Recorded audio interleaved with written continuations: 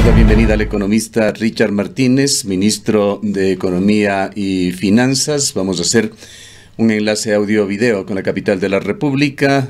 Ante todo, señor ministro, le damos la bienvenida y quisiéramos probar si nos está escuchando y viendo correctamente. Nosotros, por el momento, le vemos aquí en la ciudad de Cuenca. Muy buenos días, les escucho muy bien. Perfecto. Un saludo a la audiencia. Gracias, señor ministro. Vamos a proceder con este diálogo, con esta enorme expectativa que se generó esa noche del domingo cuando se decidió por parte de los actores una tregua para dar tiempo al gobierno en un trabajo conjunto con los dirigentes indígenas y dirigentes también de trabajadores y de los sectores sociales, derogar el decreto 883 y dar forma a uno nuevo. Se tenía la expectativa ya de que en esta semana pueda tenerse listo el nuevo decreto. ¿Cómo marchan las cosas, señor ministro? ¿En qué punto se encuentran?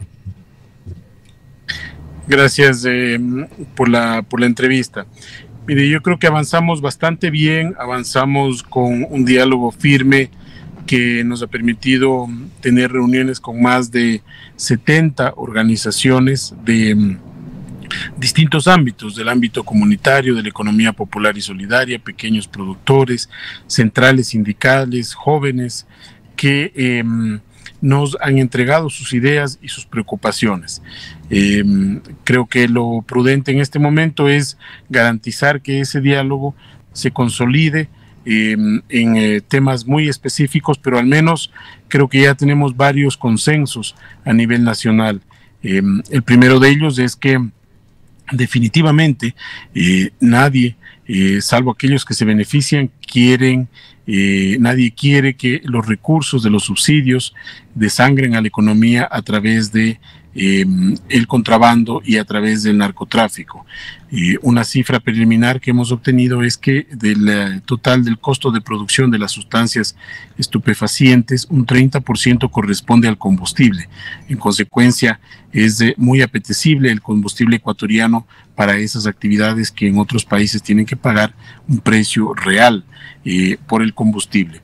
En segundo lugar, el hecho de que no afecte a los más pobres, es decir, que el efecto del subsidio tenga un efecto de justicia con los más pobres. Y esto es muy fácil de comprender para que la ciudadanía entienda el alcance de la distorsión cuando nos referimos a que esto afecta o beneficia a las personas que más tienen. Un galón de combustible para una persona pobre tiene el mismo subsidio que un galón de combustible para una persona de altos ingresos. Es decir, no estamos subsidiando a la persona, estamos subsidiando el precio del combustible. En consecuencia, esa persona, la que tiene más ingresos, que consume más, se va a beneficiar mucho más de ese subsidio. Eso es lo que queremos cortar. Y allí hay un consenso generalizado también en que estos subsidios no pueden favorecer a las personas que más tienen. Lo que tenemos que hacer es encontrar el mecanismo para focalizar de tal manera que haya, insisto, un sentido de justicia con los más pobres. Señor ministro, luego, el tercer tema, sí, donde vemos también que hay un consenso. Continúe, por favor, continúe. Sí, mencionaba que un tercer tema donde vemos que hay un consenso es que hay una diferencia de comportamiento y de impacto en el tipo de combustible que está subsidiado. La gasolina tiene un tipo de comportamiento y el diésel tiene otro tipo de comportamiento. La gasolina está más vinculada a las personas que utilizan este transporte para movilidad personal, que en muy poco porcentaje son personas consideradas pobres, y por el lado del diésel, en cambio, tenemos un comportamiento diferente. Es un combustible que se utiliza a lo largo de la cadena productiva y que también está relacionado con el servicio público. Entonces, allí hay un mecanismo de focalización y de diferenciación también del tipo de combustible que puede ayudar a facilitar la toma de decisiones. Ya. Compartimos este diálogo, señor ministro, con la licenciada Rosana Encalada. Economista Martínez, muy buenos días. Antes de profundizar en los temas ya en materia económica, yo quisiera que usted nos comente algunos detalles más sobre el procedimiento para llegar a estos acuerdos. El día en el que el gobierno nacional y el sector indígena se sentaron a la mesa con los mediadores presentes, se habló de la creación de una comisión. Esta comisión sería la que trabajaría la elaboración y la concreción de lo que sería el decreto ejecutivo que vendría a reemplazar al 883. Se conformó esta comisión. Nos gustaría conocer quiénes están de parte del gobierno como de parte del sector indígena trabajando, cuál es la metodología que están utilizando. Efectivamente hemos podido ver, sobre todo a través de los medios nacionales, que el gobierno ha venido manteniendo reuniones con algunos sectores, pero nos gustaría un poco conocer cómo se está manejando esto. Incluso le pudimos escuchar a Jaime Vargas el día de ayer indicando que mañana, si mal no me equivoco, mantendrán una reunión en la que ellos plantearán también una serie de elementos y propuestas económicas que serán entregadas a su vez a los mediadores para que ellos les hagan llegar a ustedes como gobierno nacional. ¿Qué pasó con esta comisión? Muchas gracias. Mire, lamentablemente se distorsionó el concepto del acuerdo al que se había llegado el domingo, en el que hubo el encuentro para el diálogo y para la desactivación del decreto 883, porque en esa reunión se acordó revisar en esa comisión el nuevo decreto y el mecanismo de focalización de los combustibles. Ya una vez que se instaló la mesa, la CONAIE planteó la ampliación de la discusión hacia la política económica del gobierno nacional. Y eso evidentemente tiene, en nuestra opinión, dos problemas. El primero es que la política económica la fija el gobierno y el gobierno puede escuchar opciones para mejorar esa política económica, pero la política económica no la fija la CONAIE, la política económica la fija el gobierno nacional. Primer punto. Segundo punto, que en nuestra opinión este tema y otros que se plantearon en la mesa que tenían una connotación más política, en nuestra opinión lo que estaban haciendo es buscar ganar tiempo para evitar tomar una decisión que era el compromiso al que se había llegado. De hecho, el señor Vargas ha mencionado eso, que ellos no van a ser parte de ningún nuevo decreto que afecte a los ecuatorianos, como han mencionado. Entonces, nuestra conclusión es que se utilizó ese espacio para ganar algo de tiempo, para evitar llegar a la concreción de un acuerdo específico, y por eso, dado que ya veíamos nosotros esa posición, el gobierno decidió ampliar los canales de diálogo. La CONAIE es uno de los actores, pero el gobierno tiene que dialogar con toda la sociedad ecuatoriana para concluir temas que beneficien a toda la sociedad, entendiendo que hay una compleja situación fiscal que tiene que resolverse, que un sistema de subsidios ha sido perverso. Durante más de 40 años se han perdido cerca de 40.000 millones de dólares, la situación de pobreza no se ha reducido de manera ostensible y esos recursos pueden ser utilizados sin lugar a dudas para garantizar mayor acceso a las personas pobres a recursos de que el Estado invierte en protección social, pero también en proyectos de desarrollo a través de saneamiento, agua potable, desarrollo rural, etcétera, etcétera. Economista Martínez, si bien coincidimos que la política económica es una responsabilidad del gobierno nacional, es indiscutible que las políticas públicas deben construirse de forma colectiva, y quizás esa fue una de las principales críticas y reclamos de la organización social que salió a las calles, esa necesidad de sentirse involucrados para poder construir de forma colectiva en este caso, la política económica y todas las otras políticas que van a incidir en la vida de las personas.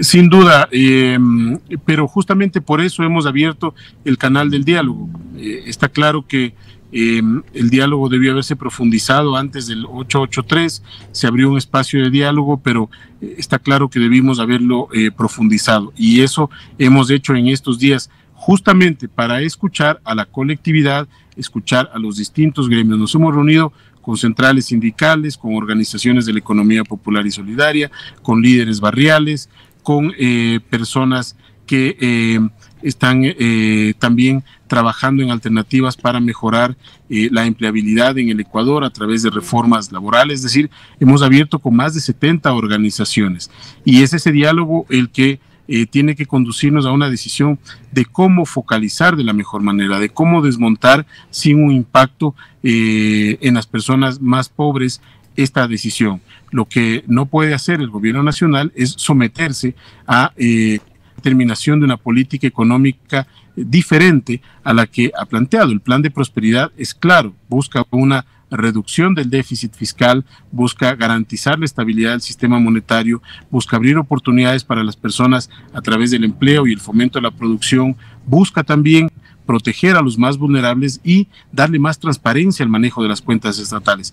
Esos son nuestros 4 pilares. Dentro de eso vamos a encaminarnos y por eso es que hemos enviado también el proyecto de ley complementario a la Asamblea, que cumple con varios de estos propósitos, porque alivia la carga para los emprendedores por un lado, pero también por otro lado exige una contribución a las personas que más tienen para garantizar mayor equidad y mayor sostenibilidad fiscal. Así que es allí en el seno de la Asamblea donde vamos a seguir debatiendo y discutiendo y escuchando, por supuesto, preocupaciones, pero la determinación de la política económica la define el gobierno. ¿Puede, señor ministro, darnos un poquito más de pistas hasta donde sea posible sobre hacia dónde se encamina la focalización del subsidio de los combustibles? Entendemos, y esto recogiendo en algo declaraciones suyas y de otros funcionarios o involucrados en el diálogo, de que las medidas estarían centralizándose al momento sobre todo en el manejo de la gasolina extra, no tanto en el diésel, que tiene que ver o por su relación con el transporte público. Y aprovechamos para preguntarles también qué análisis se hizo para el decreto 883 y si es que se está haciendo ahora con respecto al gas doméstico, que se ha convertido en un verdadero tabú para el Estado ecuatoriano. Sin embargo, en estos días llevamos ya más de 2 semanas de escasez en la ciudad de Cuenca. La situación no se ha corregido, hay filas en las calles, hay una alta especulación que lamentablemente sigue dándose en Cuenca, pero demuestra de que hay elasticidad también en ese precio, pues la gente, claro que ahora forzados por las circunstancias, está pagando $5 o más por cilindro de gas, conscientes quizá de que no hay producto más caro que aquel que no existe. En todo caso, este último punto va orientado en cuanto a la pregunta, ¿qué consideraciones se han hecho, si es que alguna, con respecto al gas doméstico también? Gracias. Mire, el gas doméstico tiene un subsidio anual de cerca de $700 millones. Sin embargo, tiene un comportamiento diferente al de los combustibles. En el caso del gas, el subsidio al gas sí tiene un efecto positivo en las personas más pobres, es decir, sí beneficia más a los más pobres, diferente que en el caso de la gasolina, donde el efecto se va en las personas que más tienen. Por eso es un tema que por el momento el gobierno no ha decidido absolutamente nada, no ha considerado ninguna decisión al respecto, y nosotros hemos esta discusión en los temas de la gasolina y del diésel. No vamos a topar el gas. Me llama mucho la atención y me preocupa lo que me manifiesta en torno a la especulación que se está anticipar las autoridades de rigor para que hagan los controles, porque no hay ninguna decisión que afecte el comportamiento, al menos desde el sector público, ninguna decisión que debería afectar el comportamiento de precios en el gas. Será el resto un mecanismo de especulación y que hay que controlarlo como corresponde. Así que en el otro caso, en el caso de los combustibles, nosotros ya hemos trazado la ruta. Creo que en algún, dependiendo del mecanismo que se puede implementar, va a tomar más tiempo que dependiendo del instrumento. Hemos recibido más de 10 propuestas que han sido analizadas por distintos expertos y que también las vamos a plantear en este mecanismo de diálogo de focalización a través de instrumentos electrónicos, chips, terceras placas. Es decir, hay muchos sistemas que funcionan en el mundo y que permitirían avanzar en una focalización muy específica, pero aquello requiere de un levantamiento de bases de datos, aquello requiere de un sistema muy potente también, tecnológico, que seguramente va a tomar su tiempo, pero lo importante es que vayamos avanzando en la decisión tomada de focalización y de desmonte de subsidios.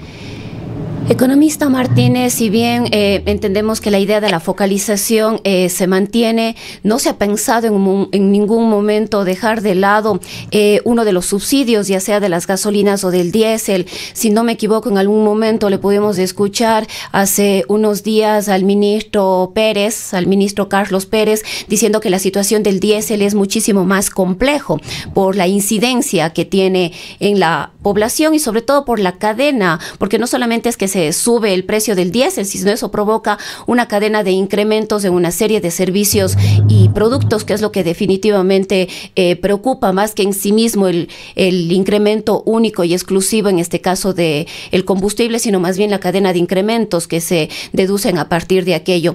¿Se ha pensado en algún momento en dejar, por ejemplo, de lado el diésel o hacia dónde estaría apuntando esta focalización? Si usted podría explicarnos un poco más. Sí, como le decía, la focalización tiene varios conceptos y uno de ellos es la diferenciación de combustibles. Evidentemente el diésel tiene que ser tratado de manera diferente a la extra y es en eso en lo que estamos trabajando. Al momento no existe una definición que haya sido tomada, pero está claro que de todas estas reuniones, las explicaciones y las posiciones llevan a prever que en el caso de la gasolina es una focalización más específica, por ejemplo, en el caso de las camionetas que se usan en la ruralidad, que son destinadas para el transporte, pero en el caso del consumo de los ciudadanos en el día a día para el transporte, las personas pobres se trasladan en servicio público y las personas que no son pobres tienen su vehículo, entonces allí hay más margen de maniobra. En el caso del diésel, dado que es transversal, como usted mencionaba, tiene que hacerse un análisis más profundo y tienen que diseñarse mecanismos mucho más específicos que eviten que las personas pobres se vean afectadas. Hay muchos en el mundo, en otros países del mundo se beneficia o se subsidia directamente a la persona, no se subsidia al combustible, pero aquello demanda de un esfuerzo grande de bases de datos que tienen que armarse, tienen que focalizarse, tienen que estructurarse con ciertos parámetros y eso seguramente tomará algo más de tiempo. Así que efectivamente, como usted ha señalado, es parte de la discusión, parte de lo que hemos recibido de sugerencias y comentarios de segmentar los dos tipos de combustibles para que exista una decisión más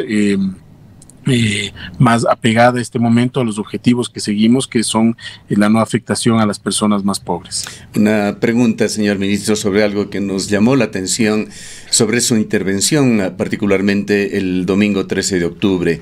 Usted utilizó una metáfora de una familia endeudada para explicar la situación del Estado ecuatoriano y la imposibilidad de seguirse endeudando, pero no habló sobre ahorro o sobre reducción del tamaño del Estado. Si bien se tomaban algunas medidas de poco impacto con los servidores públicos, le preguntamos, ¿se han agotado ya las posibilidades? ¿Se ha agotado el esfuerzo del gobierno por tratar de reducir el tamaño del Estado ecuatoriano, que a todas luces sigue siendo un Estado bastante obeso?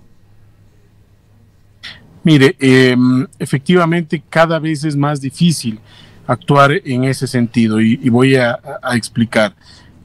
Nosotros hemos hecho un gran esfuerzo para romper la inercia de crecimiento de masa salarial, una masa salarial que venía creciendo en cerca de 400 millones al año. Es un ferrocarril con vagones completamente cargados y que nos ha tocado detener para empezar a cambiar el rumbo. Ahora, dentro de ese cambio de rumbo hay poco margen y hay que seguir trabajando en la mejora de la calidad del gasto.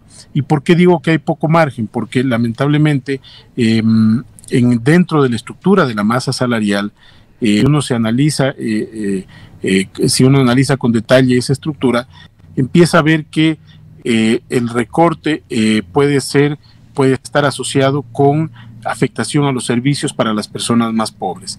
Más del 80% de la masa burocrática está vinculada a salud, a educación, a policía, a Fuerzas Armadas y a inclusión económica y social. Estamos hablando de profesores, de enfermeras, de médicos, de fisioterapistas, de personas que están, digamos, de seguridad, los policías, de personas que están en contacto directo con las personas más pobres. Entonces, cada vez se hace más difícil ese ajuste por ese lado. Lo que tiene que garantizar el gobierno es mínimamente hoy que no crezca ese nivel de masa salarial y enfocarse en la dotación de servicios efectivos, porque también los ecuatorianos dicen, bueno, está bien, pero muchas veces no reciben los servicios como corresponden, es decir, que el gasto sea de calidad. Entonces, en consecuencia, el margen se va achicando cada vez más. Nosotros hemos sido en esto muy enfáticos en la necesidad de optimizar también las estructuras de territorio, es decir, se va avanzando ese trabajo no se puede detener, ese trabajo tiene que ser recurrente, no solamente en este gobierno, sino en los gobiernos posteriores, pero el margen allí se va agotando. Como ustedes conocen, los salarios están consagrados o están protegidos por la Constitución, que es lo que han hecho algunos otros países en un momento determinado, y lo que estamos haciendo es garantizar que esos derechos se cumplan para evitar que posteriormente incluso el Estado esté sujeto a demandas. Estamos trabajando también mucho en los contratos ocasionales, que son contratos que tienen fecha de vencimiento y que en algunos casos han sido alargados, no pueden durar más de un año, pero han durado en 4 o 5 años, dejando por un lado en inestabilidad al trabajador y por otro lado con un costo alto al fisco. Entonces allí hay todavía un margen de maniobra, pero insisto, estamos hablando ya de valores importantes, 100, 200 millones de dólares, pero marginales ya frente a todo el problema estructural que tenemos. Economista Martínez, quizás volviendo al tema de los subsidios, le hemos escuchado a usted en varias ocasiones, a usted y a otros funcionarios de gobierno, diciendo que la necesidad de eliminar los subsidios tiene una relación directa con los beneficios que tiene el contrabando y el narcotráfico. Nos preguntamos entonces, ¿dónde queda el control del Estado frente al contrabando? ¿O el contrabando supera las capacidades del Estado? Y dice, bueno, si se va en contrabando, ¿por qué no controlamos el contrabando?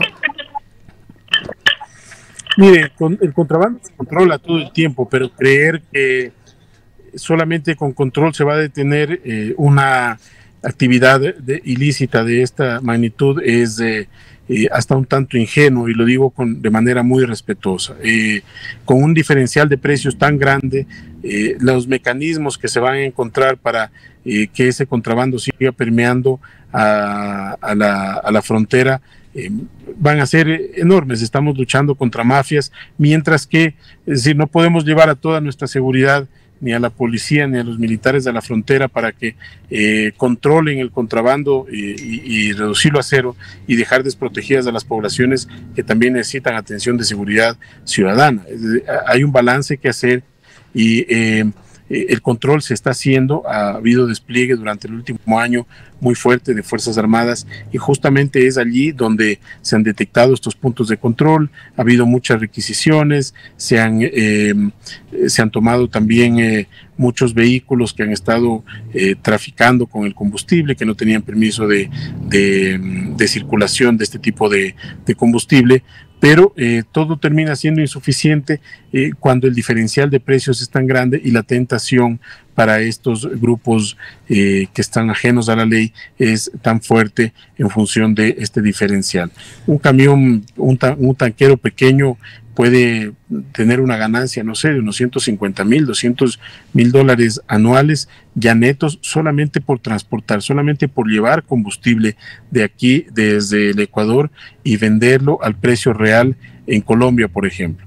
Entonces es un negocio muy apetecido y los controles se van a incrementar, han estado allí, pero tampoco podemos creer que todo se va a lograr a través del control, porque la permeabilidad de las fronteras con un incentivo tan fuerte para este tipo de actividades va a ser recurrente en el mediano plazo. Señor ministro, sabemos que tenemos que terminar este diálogo, nos están urgiendo, pero quisiera yo plantearle dos temas fundamentales. El primero tiene múltiples aristas, pero da cuenta sobre todo de las demandas sociales que fueron concretadas a través de los dirigentes, particularmente los dirigentes del movimiento indígena, algunos pedidos de carácter práctico que tenían incidencia aparente en lo que es la economía del Estado, otros simbólicos. Le menciono rápidamente sin pretender que nos conteste en detalle cada uno de ellos, pero hablaron sobre la renegociación de contratos petroleros, renegociación de los contratos con las dos grandes telefónicas, techos más bajos para altos funcionarios y legisladores en cuanto a sus sueldos, el tema de la pensión vitalicia a exmandatarios, la intermediación petrolera tantas veces denunciada, que dice que por cada barril de petróleo $3 o $4 van de forma dirigida a intermediarios, la recuperación más efectiva de los perjuicios del correísmo, en lo cual hizo énfasis el señor Nicolás Issa con unas reglas de tres, arreglando prácticamente la economía ecuatoriana con ese tema. Fundamentalmente estos los temas que, como ejemplos quizá de lo que se habían planteado en esa noche del 13 de octubre. Y en la segunda parte que le decía, señor ministro, quisiera saber su opinión y la opinión, ojalá, que la pueda hacer a nombre del gobierno en cuanto a la calidad del diálogo que se está dando. Los dirigentes, particularmente el presidente de la CONAIE, ha mostrado en sus declaraciones públicas una intransigencia, más bien un espíritu triunfalista que incluso pensamos no ha caído muy bien a la opinión pública en los últimos días. Pero ¿qué está pasando allá adentro? ¿Qué tal calidad de diálogo se ha entablado con los sectores sociales representativos del Ecuador? Perdónenme lo largo de la pregunta, señor ministro, pero entiendo que es la última ocasión que vamos a poder escucharle en el marco de esta entrevista. No, está bien, y obviamente dejar anticipado que para nosotros es un verdadero placer abrir este canal de diálogo y que podemos mantenerlo durante las próximas semanas para seguir abordando los temas de interés ciudadano y los temas de interés nacional. Sobre la calidad del diálogo, mire, lamentablemente yo creo que una actitud como la que usted ha señalado es una actitud que no le hace bien al país. Hoy, en una reflexión tal vez un poco simplista, hoy las personas que protestaron y estos dirigentes que están contentos con lo que ha sucedido, no han tenido la capacidad tampoco de garantizar mayores oportunidades para sus comunidades. Esa es la realidad. Es decir, es una victoria para dar de baja una medida, pero que no cambia la realidad de esas comunidades.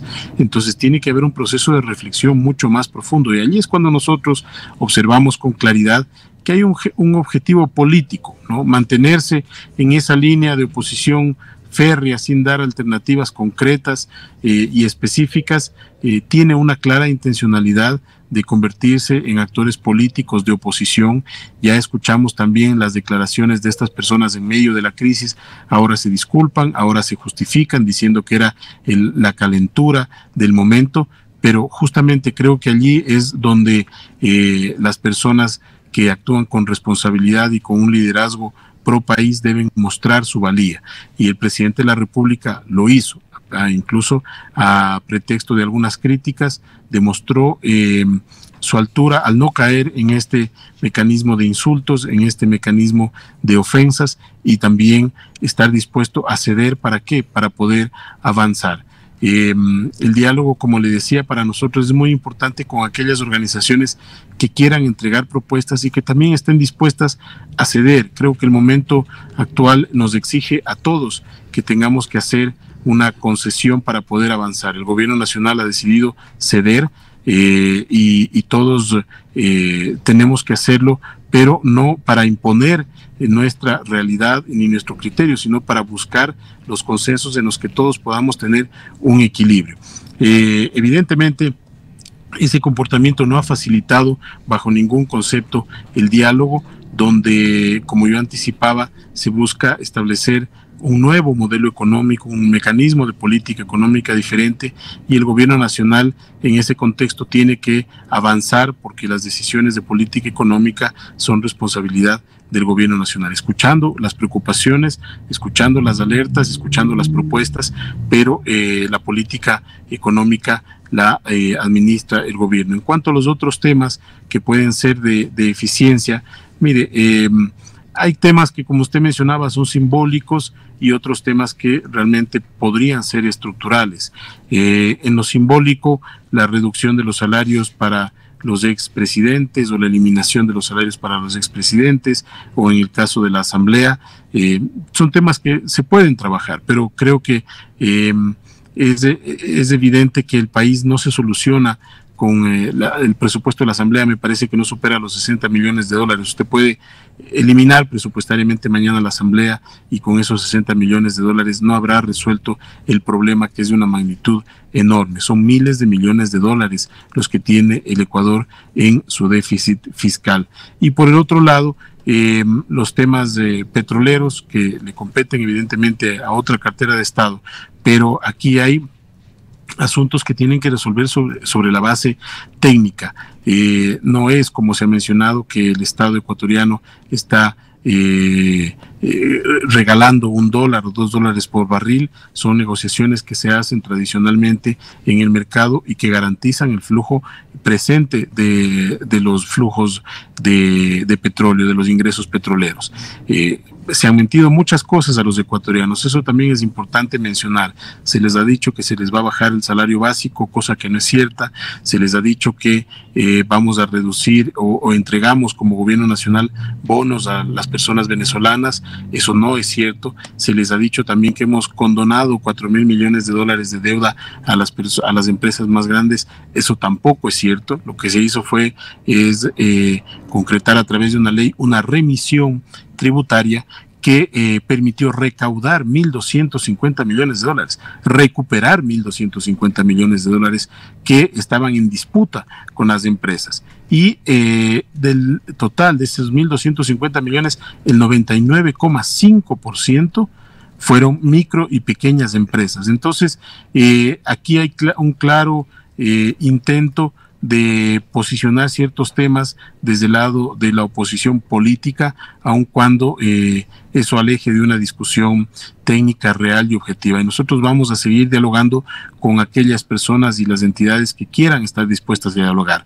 Por eso, por ejemplo, en el caso del FUT, que había anunciado una marcha para el 30 y una movilización para el 30 de octubre, nosotros dijimos, no cabe el diálogo en esas circunstancias, no cabe el diálogo cuando el país quiere trabajar, no cabe el diálogo cuando el país todavía está saliendo de la preocupación de la violencia con la que se dieron esas marchas, y el FUT anunciaba una nueva movilización para el 30 de octubre. Suspendimos el diálogo, pero una vez que ellos han depuesto esa actitud, evidentemente nosotros nos vamos a sentar a dialogar. El diálogo no se hace con amenaza ni con la protesta de por medio, sino con la propuesta y la construcción de ideas que podamos nosotros sistematizar a través de nuestra. Ya al cierre, señor ministro, por favor, coméntenos sobre un tema final.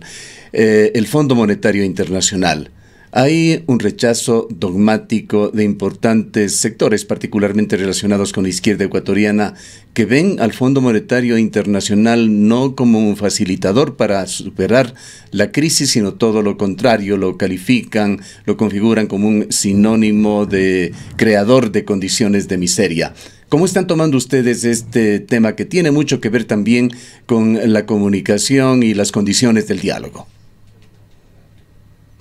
Sin duda, mire, el Fondo Monetario Internacional es una entidad que está allí para apoyar a los países que consideran que necesitan en un momento determinado un soporte para garantizar fuentes de financiamiento.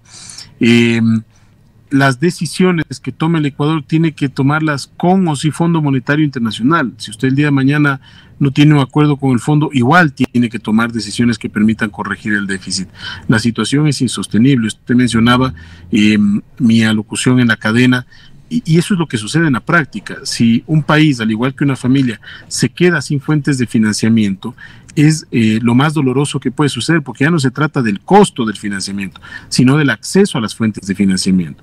Y eso le estaba sucediendo al Ecuador en un momento en que mercados emergentes están muy condicionados por las condiciones internacionales que no manejamos, que se secan las fuentes de financiamiento, que tiene un déficit abultado el Ecuador, que tiene un nivel de endeudamiento grande.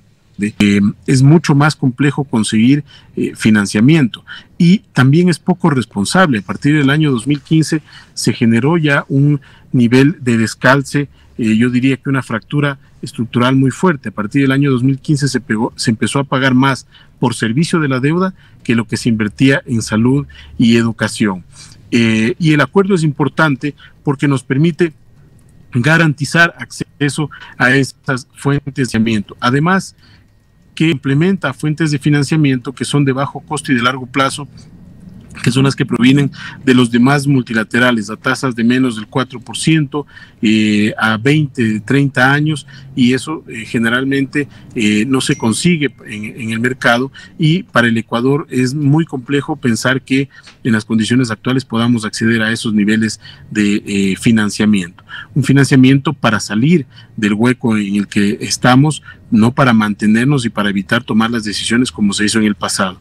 El presidente Moreno ha decidido tomar decisiones responsables, actuar de manera responsable, y vamos a seguir en esa línea, entendiendo siempre que tenemos que ocuparnos de una menor afectación en las personas más pobres. Fíjese que entre marzo, que es el primer indicador de este año, y septiembre de este año, que es el tercer trimestre, según las estadísticas del INEC, la pobreza se ha reducido y la pobreza extrema se ha reducido de manera importante.